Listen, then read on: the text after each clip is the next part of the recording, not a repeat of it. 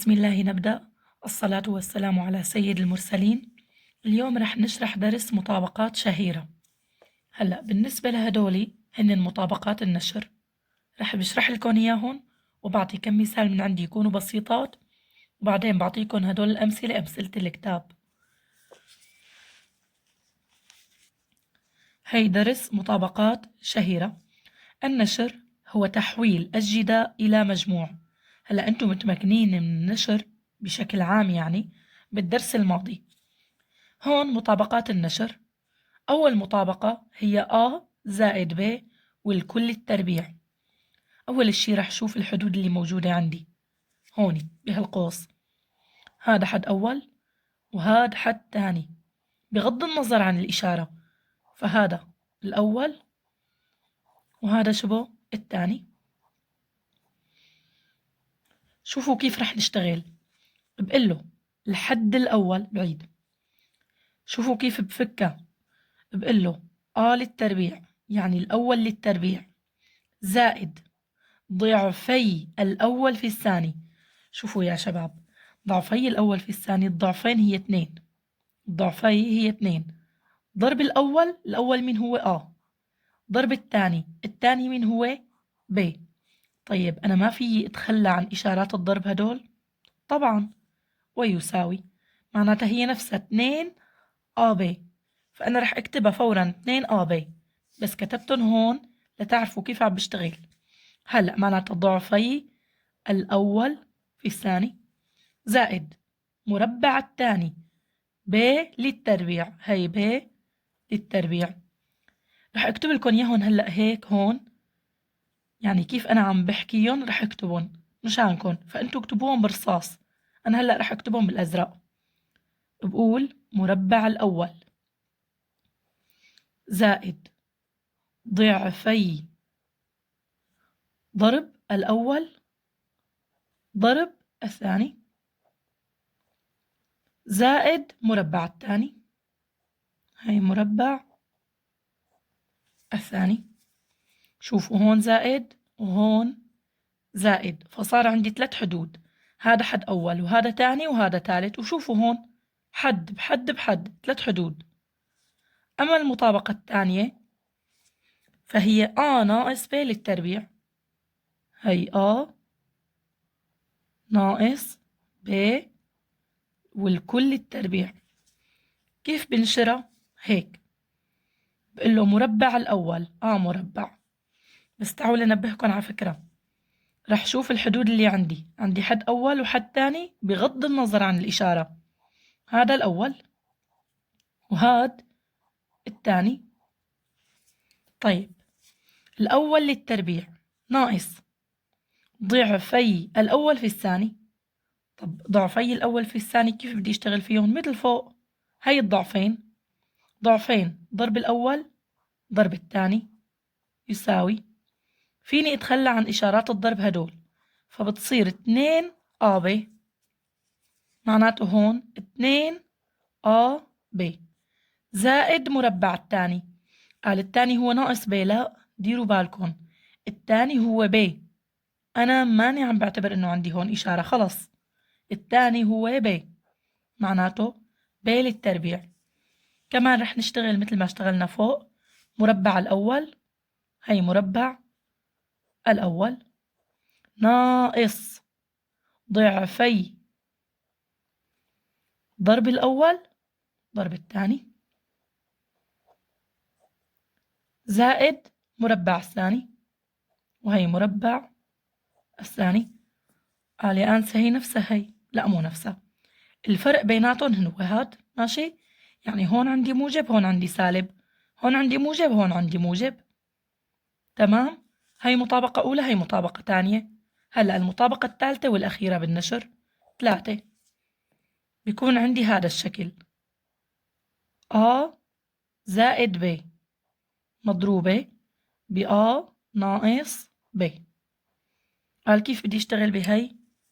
بقول له الأول للتربيع، هي الأول للتربيع ناقص الثاني للتربيع. قال وين الأول والثاني؟ شوفوا يا جماعة، أنا عندي قوس أول وقوس ثاني، اختاروا أي واحد بدكم إياه، أنا رح اختار هذا، تمام؟ مين الأول فيه لهذا القوس؟ هذا الأول. مين الثاني؟ هذا الثاني. هيك هذا الأول وهذا الثاني. ويساوي، فقلت الأول للتربيع ناقص، إجباري ناقص، هي قاعدة، هيك قاعدتي. الثاني للتربيع. هلا إذا ما كتير فهمتوا هون ما في مشكلة، بالأمثلة بفهمكن كل وحدة كيف مشيت فيها. أمثلة: انشر مستفيدا من المطابقات الشهيرة.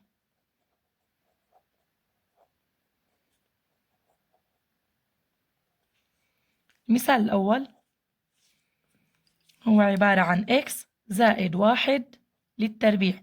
هلا أنا تقصدت ما أعطيكم أول شيء أمثلة الكتاب، لأنه أمثلة الكتاب يعني أصعب من هذا اللي أعطيتكم إياه. تمام، أعطيتكم أمثلة بسيطة وبشرحها وبعدين بعطي أمثلة الكتاب.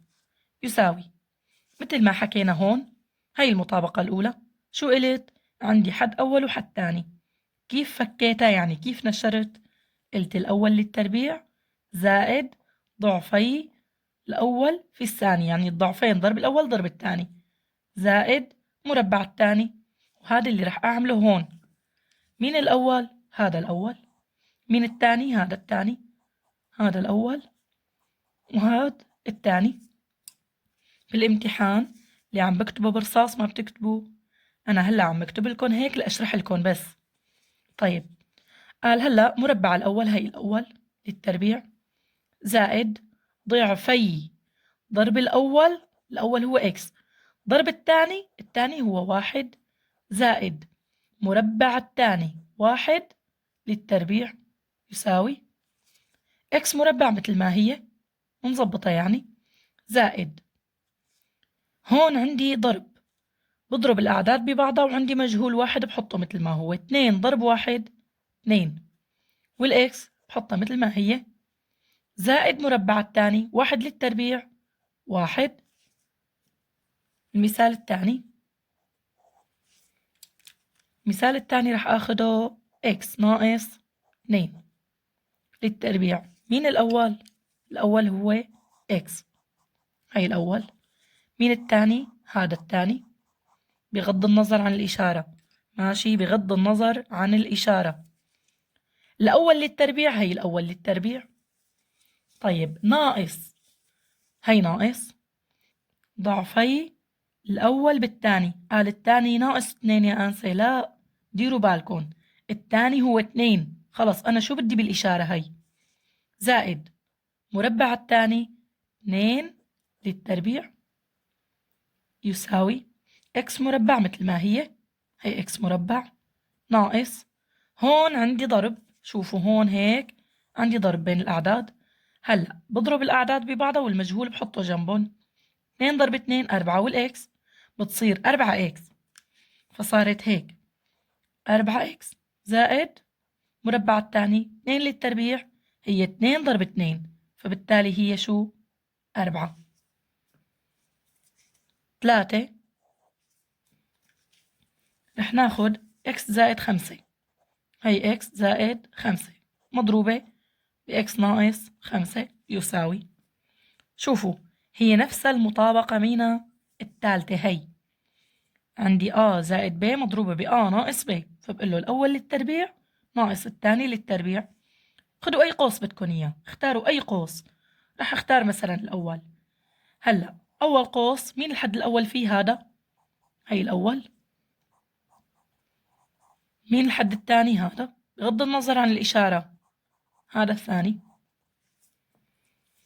فالجواب رح يكون الأول للتربيع ناقص الثاني للتربيع يساوي الأول للتربيع هو x مربع ناقص الثاني للتربيع هو 5 ضرب 5 يعني 25. هاي أمثلتي. هلا رح أعطيكم أمثلة الكتاب. أمثلة الكتاب نفس السؤال، أنه انشر مستفيدا من المطابقات الشهيرة. مثال الأول 2x زائد 5 والكل للتربيع. نشوف مين الحد الأول ومين الحد الثاني. هذا الحد الأول وهذا الحد الثاني.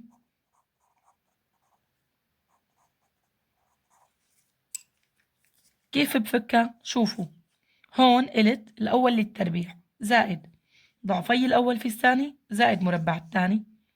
الأول للتربيع 2x للتربيع زائد ضعفي ضرب الأول مين هو؟ 2x بحد ذاته هو 2x ضرب الثاني مين هو؟ 5 زائد مربع الثاني 5 للتربيع. منظبطة هون 2x للتربيع. بتتذكروا وقت كان عندي ضرب ب للتربيع أو قوة n يساوي قوة n ضرب ب قوة n. هيك بنشتغل. فالتربيع رح ينزل للأول وللثاني. قال وين الضرب؟ بين العدد والمجهول في إشارة ضرب مخفية يساوي. ف2x للتربيع بتصير 4x مربع زائد هون بهذا الحد كله عندي 3 أعداد. 2 ضرب 2 4. 4 ضرب 5 20 والإكس بحطها مثل ما هي زائد 5 للتربيع 25. أما مثالي الثاني فهو y ناقص 2z والكل للتربيع. مين الحد الأول؟ مثل ما علمتكم هذا الحد الأول والحد الثاني هذا الحد الثاني يساوي الأول للتربيع هي y مربع ناقص ضعفي ضرب الأول مين هو الأول؟ y ضرب الثاني اللي هو 2z زائد مربع الثاني هو 2z والكل التربيع يساوي. منظبط الشكل y مربع ناقص. هلأ بضرب الأعداد ببعضها والمجاهيل ببعضها. 2 ضرب 2 4 y ضرب z y z زائد 2z للتربيع مثل ما شرحت لكم هون نفسها تماما.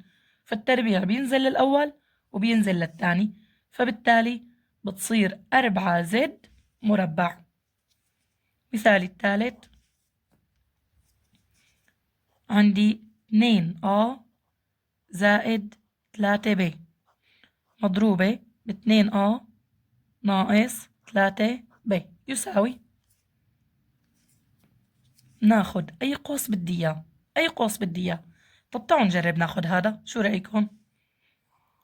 معناته بنشوف مين الحد الأول ومين الحد الثاني. هذا الحد الأول وهذا الحد الثاني. كيف علمتكم اشتغل هون مثل هي المطابقة الثالثة؟ بقول له مربع الأول ناقص مربع الثاني. طيب تعالوا نشوف هون مربع الأول هو 2a وللتربيع هي للتربيع ناقص مربع الثاني مين الثاني 3b والكل التربيع يساوي. هالاثنين تنزل للأول وللثاني فبتصير 4a مربع ناقص كمان 3b للتربيع فالتربيع بينزل للأول وللثاني. ديروا بالكم تقولوا 6b مربع. ديروا بالكم 3 للتربيع هي 3 ضرب 3 يعني هي شو 9 فبالتالي 9b مربع. شوفوا بالكتاب بعد ما حط لي هون مطابقات النشر حط لي كم مثال وبعدين أعطاني مطابقات التحليل. هلأ أنا قبل ما أشرح لكم مطابقات التحليل في عندي لسه بالدرس نفسه في عندي أمثلة للنشر. في عندي هاد وهاد وفي عندي واحد تاني كمان بالصفحة اللي بعدها. شوفوا في لسه هذا فرح حل هدول الثلاثة كونه هلأ عم نحكي عن النشر وبعدين رح أرجع للتحليل. هدول أمثلة الكتاب. انشر ثم اختزل كلا من يساوي 3x ناقص 5 والكل التربيع مثل ما علمتكم. مين الحد الأول؟ هذا الحد الأول. ومين الحد الثاني؟ هذا الحد الثاني. فمنقول الأول للتربيع الأول هو 3x والكل للتربيع ناقص ضعفي ضرب الأول هو 3x ضرب الثاني التاني هو 5. ديروا بالكم تقولوا ناقص 5 زائد مربع التاني هو 5 وللتربيع يساوي هالتربيع بينزل للأول وللتاني فبتصير 9 إكس مربع ناقص بضرب الأعداد هون ببعضها 2 ضرب 3 6 6 ضرب 5 30 والمجهول بحطه جنبهم زائد مربع الثاني هي 25. بالنسبة لهي هلأ شوفوا هذا الحد كله هيك بحد ذاته هو مين؟ هو A ناقص B مضروب ب A زائد B. فكيف أنا بشتغل فيه؟ يساوي بقول له الأول للتربيع ناقص الثاني للتربيع هيك بشتغل فيه. طيب يا أنسة نحن بنعرف إنه هون الزائد وهون ناقص نفس الشي. هون في الضرب عملية تبديلية. تمام الضرب عملية تبديلية فعادي. تعالوا نحل. يساوي هلأ رح اختار قوس من الأقواس لا إما هاد لا إما هاد رح آخد هاد. مين الأول فيه؟ هذا. ومين الثاني؟ هاد. رح أقول الأول للتربيع هي الأول للتربيع نص إكس والكل للتربيع ناقص الثاني للتربيع هو 1 والكل للتربيع. طيب هي الناقص شو بعمل فيها؟ نزلها مثل ما هي وبفتح قوس كبير. طب ليه فتحتي قوس يا أنسة؟ شوفوا هي الناقص رح تتوزع على كل الحدود. هون بعد ما أنشر هدول القوسين فهي الناقص إجباري بدها تتوزع على كل الحدود. طيب هلأ هدول القوسين كيف بنشرهم؟ أخدينهم بالدرس الماضي.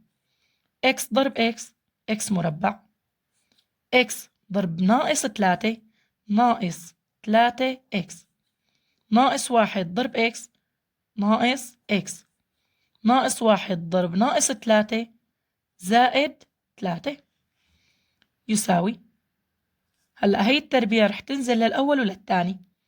طيب الأول هو نص معناته هو كسر بالتالي التربيع رح تنزل للبسط وللمقام صح؟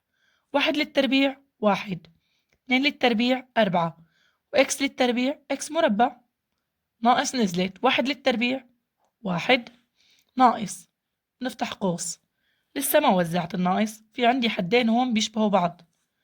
هلأ إكس مربع مثل ما هي ناقص 3 إكس ناقص إكس نفس الإشارة ونجمع فناقص 4 إكس والزائد 3 مثل ما هي بتنزل يساوي ربع إكس مربع ناقص 1. هلأ هي السالب رح تتوزع للأول وللثاني وللثالث بدي كبه للقوس.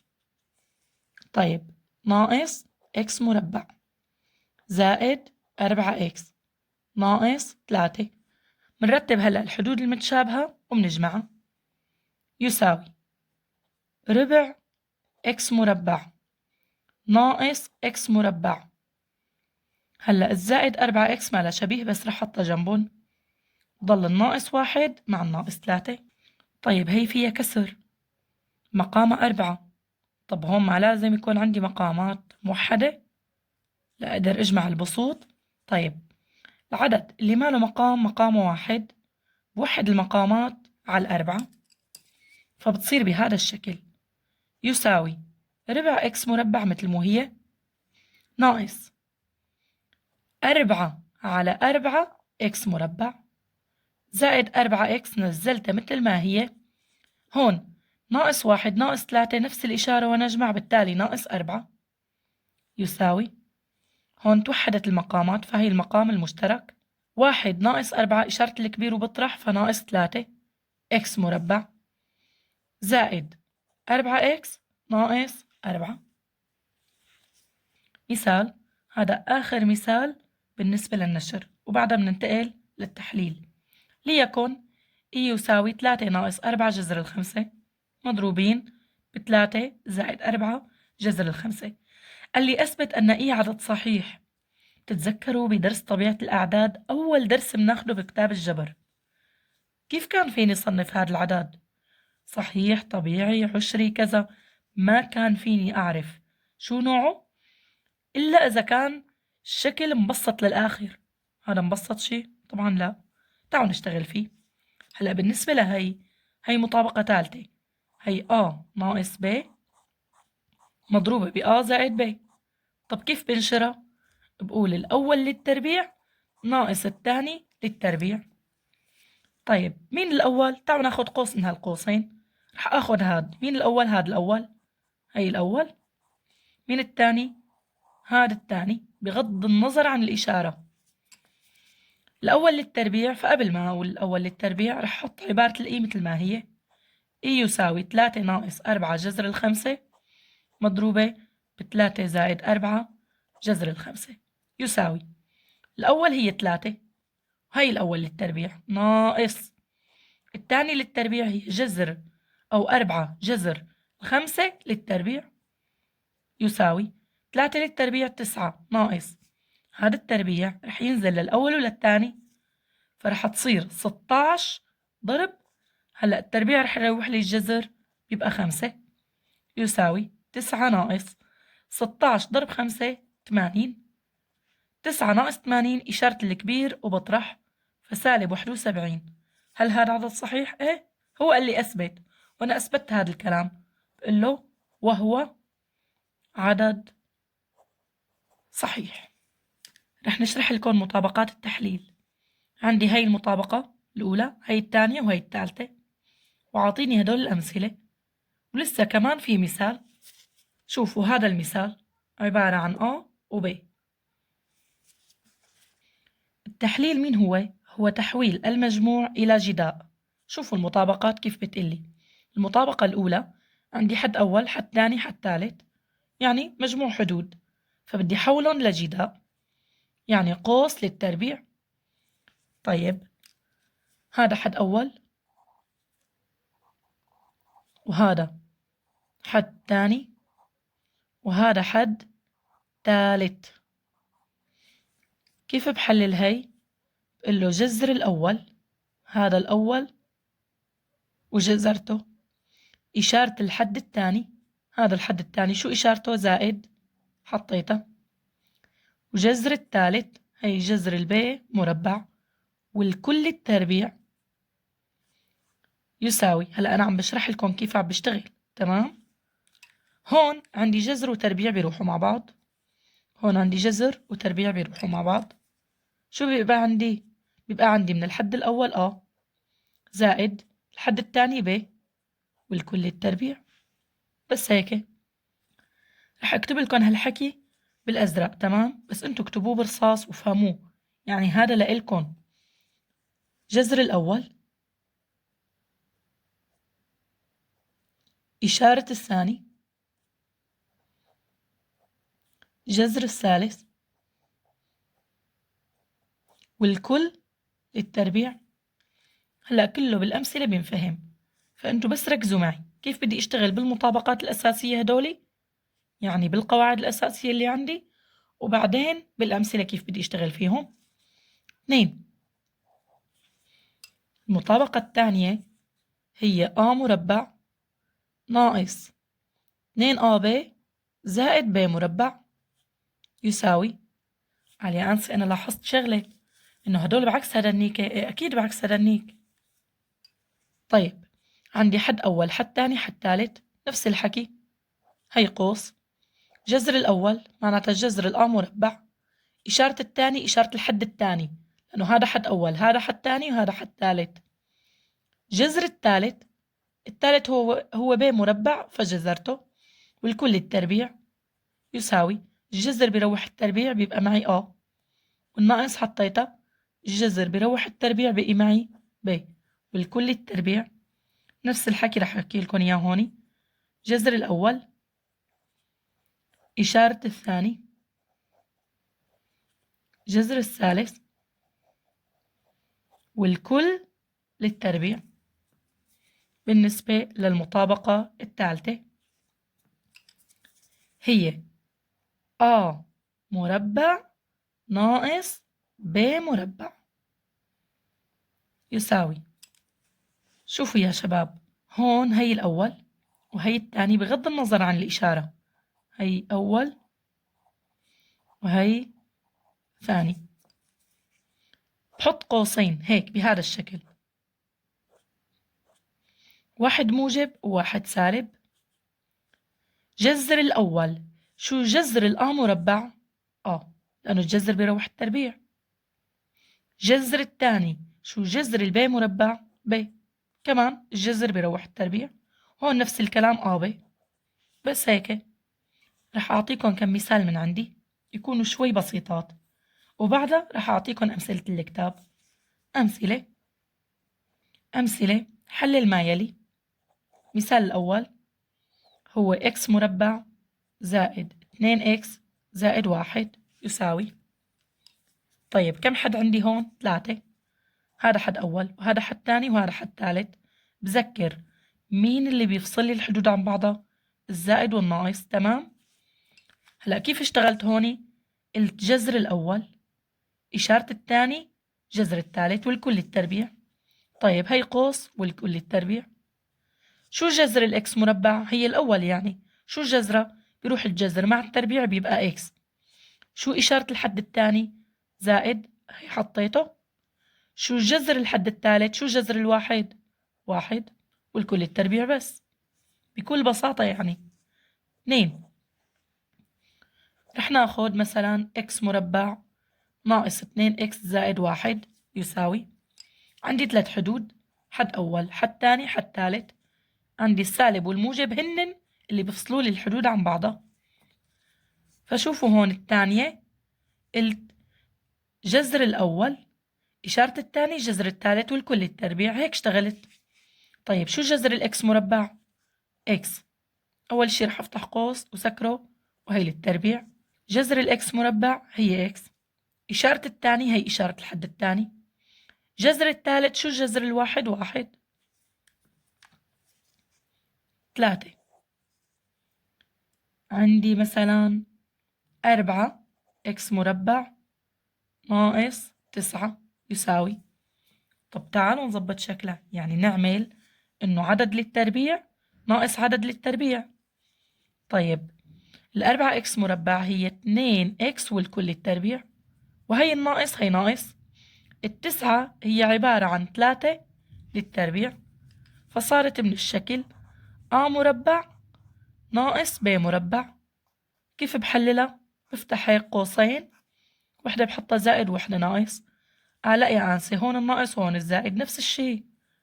الضرب عملية تبديلية. طيب بقول له جذر الأول هي جذر الآ مربع هي A، جذر الثاني هي ب، وهي ب، وهذا اللي رح نشتغله يساوي. شو الجذر الأول؟ بيروح الجذر مع هي التربيع بضل 2 إكس. شوفوا شو عملت، هي قوسين مضروبين ببعض. هي جذر الأول. شو الجذر الثاني؟ بيروح الجذر مع التربيع بيبقى 3.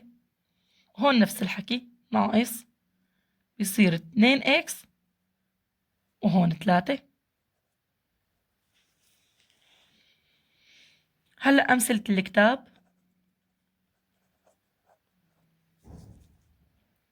حلل كلا من. المثال الأول إكس مربع زائد 6x زائد 9 يساوي. عندي 3 حدود، حد أول حد تاني حد تالت، والاثنين موجبات، فهيك بعمل للتربيع. جذر الأول شو جذر الإكس مربع؟ الجذر بيروح مع التربيع بيضل إكس. إشارة الحد الثاني شو إشارة الحد الثاني؟ زائد. جذر الثالث شو جذر 9؟ 3. هي 3. هذا هو الحل. 2 9 واي مربع ناقص 6 واي زائد 1 يساوي. هلا هون جذر الأول بدي أقول صح. طيب تعالوا أذكركم بخواص الجذور. كان عندي خاصة بتقلي جذر الآ ضرب ب يساوي جذر الآ ضرب جذر الب. هيك. طيب هلا ما بدي أجذر أنا هي، يعني بدي أجذر 9 واي مربع يساوي. الجذر رح يتوزع للأول وللثاني كونه في ضرب، فرح تصير جذر 9 ضرب جذر واي مربع يساوي. هلا جذر 9 هي 3 ضرب جذر الواي مربع. الجذر بيروح مع التربيع بتضل واي، فيني اتخلى عن هي الضرب، فبتصير 3 واي. معناته هي قوس. شو الجذر الأول؟ مثل ما قلنا هلأ هوني 3 واي. إشارة الحد الثاني هي السالب حطيتها. الجذر الثالث شو الجذر الواحد؟ 1 والكل للتربيع 3. 16 إكس مربع ناقص 9 يساوي. طب ما بدي ظبطها، يعني بدي أقول عدد للتربيع ناقص عدد للتربيع. هلأ 16 إكس مربع هي نفسها 4 إكس والكل التربيع ناقص التسعة هي عبارة عن 3 للتربيع يساوي. شو اتفقنا؟ طيب رح كفي هون. هي يساوي. اتفقنا اني اعمل هيك قوسين، 1 زائد و1 ناقص. هون بحط جذر الأول. شو الجذر الأول؟ الجذر بيروح مع التربيع بضل مين؟ 4 إكس. طيب جذر الثاني بغض النظر عن الإشارة، تربيع بيروح مع الجذر بيبقى شو؟ 3. وهذا القوس نفسه اللي هون هي 4 إكس وهي 3. هدول آخر مثالين موجودين بالكتاب. حلل كلن من. طيب عندي هون حد أول وهون حد تاني، بدي أسحب عامل مشترك من الحد الأول من الحد التاني. قال شو موجود عندي؟ 5 إكس ناقص 1 مع 5 إكس ناقص 1 بس؟ لا طبعا لا، لسه في عندي 2. شوفوا من الحد الأول كله عندي 2 مع هي، ومن الحد التاني عندي كل هي 2 مع هي. تمام، رح طالعهم لبرا. يساوي 2 مضروبة ب5 إكس ناقص 1. سحبتن عامل مشترك بفتح قوس كبير. شو بقي عندي من الحد الأول كامل؟ واي مربع. الناقص بنزلها. أو شو بقي عندي من الحد الثاني كله؟ ناقص 1. سكرنا القوس. قال خلصت تحليل؟ لا. شوفوا طلاب، هي واي مربع ناقص 1 هي نفسها مين؟ هي نفسها مربع ناقص ب مربع. كيف بحللها؟ بقول هيك قوسين، 1 زائد 1 ناقص ب ب. هيك بشتغل. طيب تعالوا نشوف. يساوي هي 2 5 إكس ناقص 1 وسكرنا القوس. هي بحد ذاتها كيف بحللها؟ مثل ما قلت لكم هي مربع ناقص ب مربع. تمام، فهي فتحنا قوس سكرناه، وهي قوس تاني، 1 بحطه موجب وواحد سالب. قال يا أنسة وين الب مربع؟ يا شباب أنا عندي واي مربع ناقص 1 للتربيع، يعني هي الواحد فيني أقول إنه هي مين؟ 1 للتربيع. هيك هذا الشكل واي مربع ناقص 1 للتربيع. حللوها على جنب، فهي واي ناقص 1 واي زائد 1، وهذا اللي رح أعمله. شو جذر الواي مربع؟ واي. شو جذر الواحد؟ 1. هلأ اللي موجود بهذا القوس رح يكون نفسه موجود هوني. هيك خلصنا تحليل؟ طبعا. شوفوا صارت جداء حدود كلياتها، يعني 2 ضرب قوس ضرب قوس ضرب هيك. بالنسبة لهاد البي، ب يساوي واي زائد 1 للتربيع ناقص 100. طيب هي نفسها المطابقة الثالثة، هي نفسها مربع ناقص ب مربع. طب بس بدنا نظبطها. هي 100 مو هي نفسها 10 للتربيع؟ مو نفسها طبعا. تعالوا نظبطها. يساوي هلأ واي زائد 1 للتربيع مثل ما هي ناقص 100 إنه هي 10 للتربيع يساوي. هلأ صارت من الشكل مربع ناقص ب مربع. بحد ذاتها هي واي زائد 1 بحد ذاتها، فهي مين؟ مربع ناقص ب مربع.